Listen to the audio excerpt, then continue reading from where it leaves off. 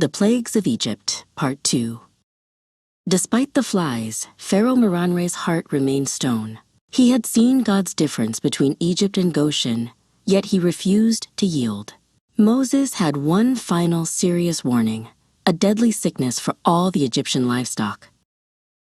The sun rose, and the air was too quiet. The fine horses, the strong oxen, the sheep and goats, all the animals belonging to the Egyptians lay still. Not one animal of the Israelites died. The lesson: God controls all living things, and no wealth can save what he decides to take. Even with this great loss, Pharaoh Meronre would not listen. So Moses and Aaron took handfuls of soot from a furnace. They tossed the dark ash high into the sky, and it drifted down over every man and beast in the land of Egypt. Where the black dust landed, painful boils burst out on skin. The Egyptian people, the animals that were left, and even Pharaoh's powerful magicians were struck down by sickness and pain.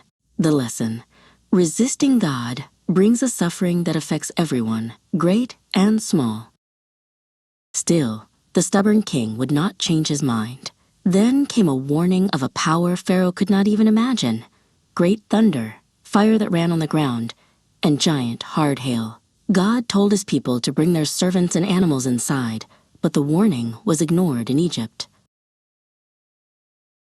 The sky opened with a sound like 100 drums. Ice balls the size of stones rained down, mixed with flashing fire. The flax and barley were ruined, and the trees were broken. It was the most terrible storm Egypt had ever known. "I have sinned this time," Pharaoh Meronre cried out, shaking with fear. He promised to let the people go if the hail stopped. Moses prayed, and the storm ceased.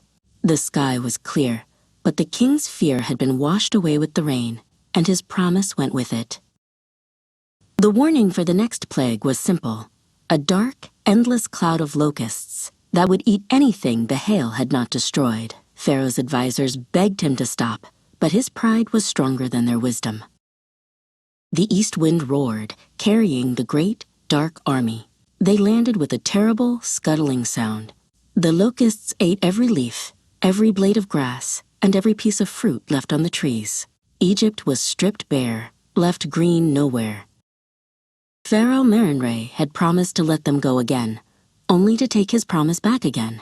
The final warning came not from the earth, but from the heavens. Moses raised his hands toward the sky, and the sun disappeared. A darkness that could be felt fell over Egypt.